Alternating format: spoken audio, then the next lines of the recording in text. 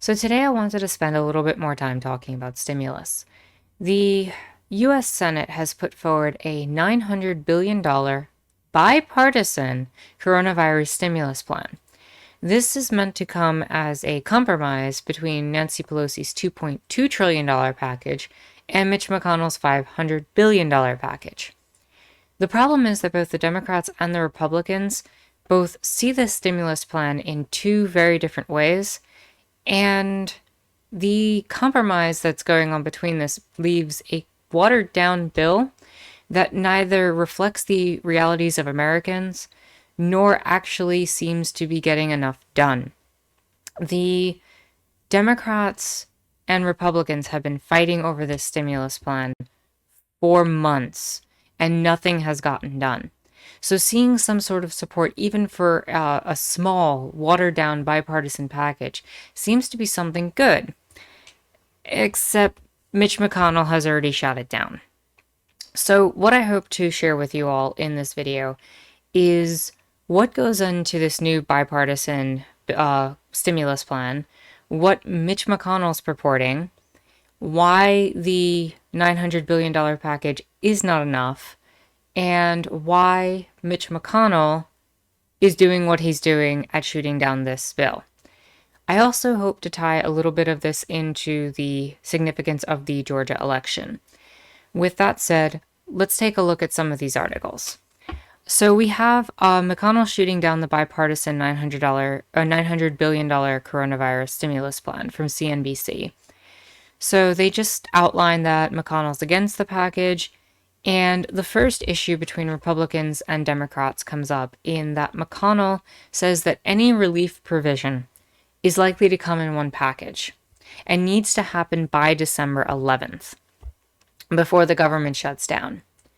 Democrats have been putting forward that if there is a relief package put forward that is not Nancy Pelosi's $2.2 trillion package, that this would be one of possibly many stimulus packages to come about. These stimulus plans would come in installments, and we could accept that. However, Mitch McConnell and the Republicans are taking the position that it's one and done. And that's one of the key differences between the two right now. Going into what is actually in the bipartisan bill, the framework of the bipartisan relief bill released on Tuesday includes $288 billion in small business aid, such as paycheck protection loans, $160 billion in state and local government relief, and $180 billion to fund a $300 per week supplemental unemployment benefit through March. And I want to pause on that one before I go to the rest. The $300 per week supplement is halving what is currently available. As of right now, anyone getting this supplemental unemployment is receiving $600 a month. In an economy where people are choosing between food, rent, and medicine on a daily basis, and where 40% of American children live in a household where either rent or food is being chosen against each other to determine whether or not it is beneficial to spend for one or the other in their household.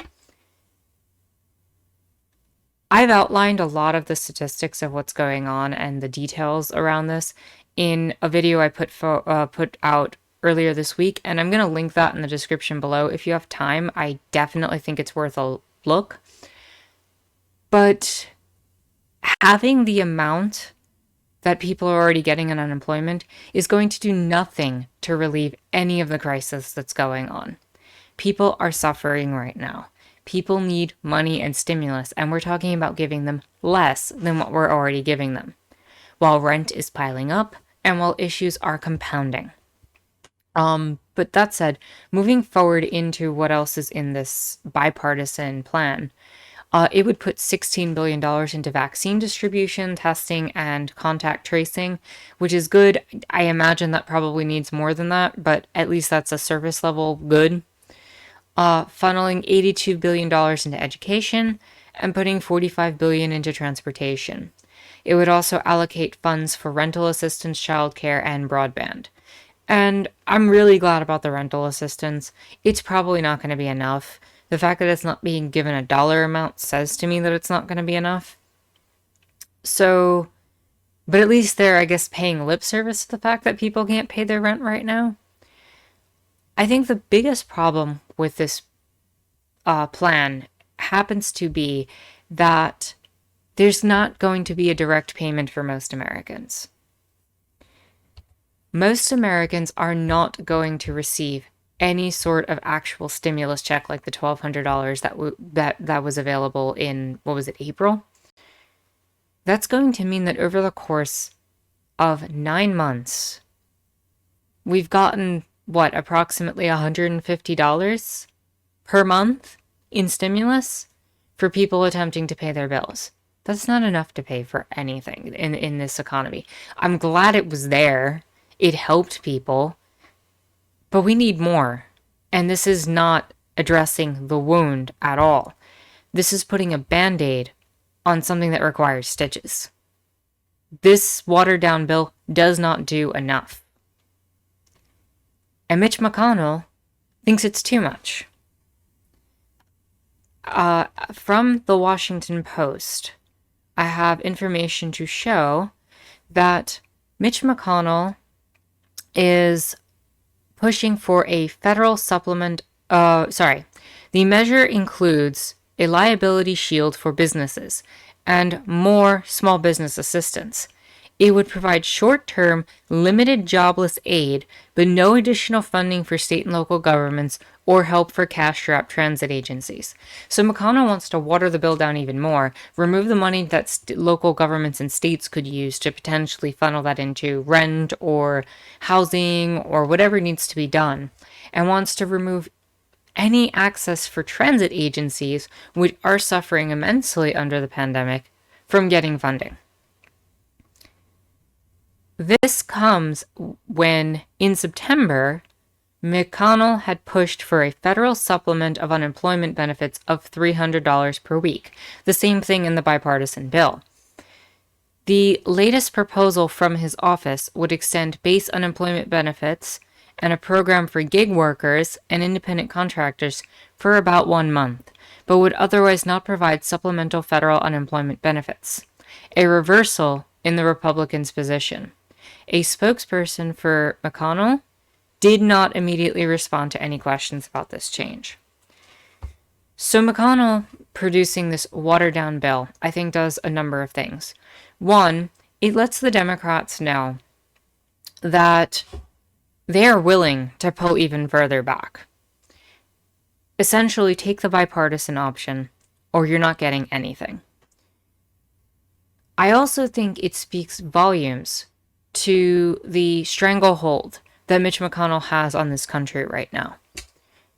As Senate Majority Leader in now what's going to be a Democratic presidency and a Democratic House, he can put a stranglehold on the entire democratic process to get any relief and aid done. And he is reminding the Democrats of that in a power play. He is manipulating the situation to show that he can remove, in this last-minute effort, all the positions, all the concessions he made, and put everybody in the U.S. on the altar of the free market for sacrifice. That is Mitch McConnell's plan right now. Mitch McConnell, out of anybody, probably is able to whisper in Donald Trump's ear, and some of the things that he was talking about was that Trump might not put the bipartisan package through. Almost like it was a threat. Almost like he could somehow manage to convince Trump to veto the bipartisan bill in favor of his. Essentially, McConnell and Trump right now can strangle multiple states and governments and just the entire population of the U.S. and prevent any resource from going through. They are literally threatening the lives of Americans in exchange for the free market idealism and the idolization of economic policies that have no bearing right now. Major economists defend a $2.2 trillion stimulus. Major economists actually sometimes call for more than the $2.2 trillion stimulus that Pelosi was putting through. But unfortunately, we live in a reality where these two parties are having a bickering match, and the average American is suffering for it. This is violence against the American people, as people are about to be removed from their homes after December if this doesn't get dealt with, and people do not have money to pay for food. I can't emphasize that enough. People do not have money to pay for food. We should be outraged by this. We should be angry at this. And given all of that, while I do not think the Democrats are good enough in this situation, while I think the Democrats are sadly lacking, we can see that the Republicans are in full force right now to do a lot more harm than the Democrats. So I believe that we need to be putting a lot of resources into this Georgia Senate election. Georgia right now has these two runoff elections where if the Democrats take both, there will be 50 votes running Democrat and 50 votes running Republican, and Kamala Harris will be the tiebreaker between the two. With that in mind, those two seats mean removing that stranglehold, removing any ability that the Republicans can do to continue to disastrously hold the American population hostage. Those seats need to go Democrat. And so if you are someone who knows someone in Georgia, try to talk to them. Because right now, democracy in the United States, relief in the United States, is contingent on one state. 50 states' lived realities are contingent on two elections in one state right now. And this is more important at this point than the actual presidency was. Getting Biden in office was a much better situation than Trump being there. But getting these two senators in will mean a world of difference over the next 2 years for the average American's life. It might mean the difference between life and death for a lot of people. We're still living in a pandemic. Evictions mean that people are going to be put into more crowded spaces, moving in with family, and we've already seen statistics that have shown that 10,000 deaths might be the responsibility of landlords causing evictions. So, what's the solution to all this?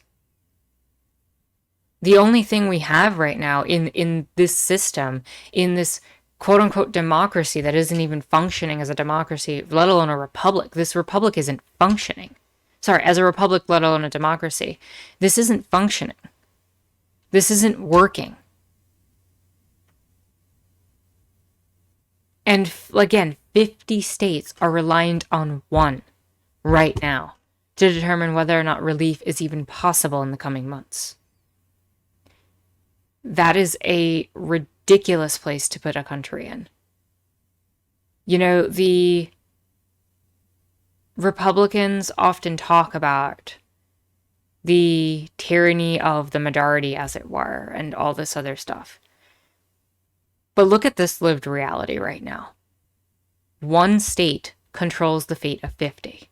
And it's the same type of issue that we get with the Electoral College, where a number of states can dictate, usually, all the swing states can dictate who has power and who gets to have any say in the country. This form of election is not working right now. It's not working for the American people. And I don't have a solution. I don't have a solution to handle this. There's no legal means for people to seek any sort of justice or just any sort of relief for the things they need in their daily lives right now. We are dependent upon a system in which government has to do right by us and isn't. I don't know what the solution to that is. I don't know if there is a good legal solution to any of that. So try to get those two senators in. Try to make this happen. Try to break that stranglehold on Mitch McConnell. Promote it. Tell everybody about it. I don't know what else to say. I'm literally running out of things to say that we should do because we're just in the stranglehold. With that said, if you like this video, give it a thumbs up, hit the subscribe button and the bell for notifications. Check out my Twitter and my new Discord in the description below. And with that said, my name is Anarchist Tara, and I hope you enjoyed watching.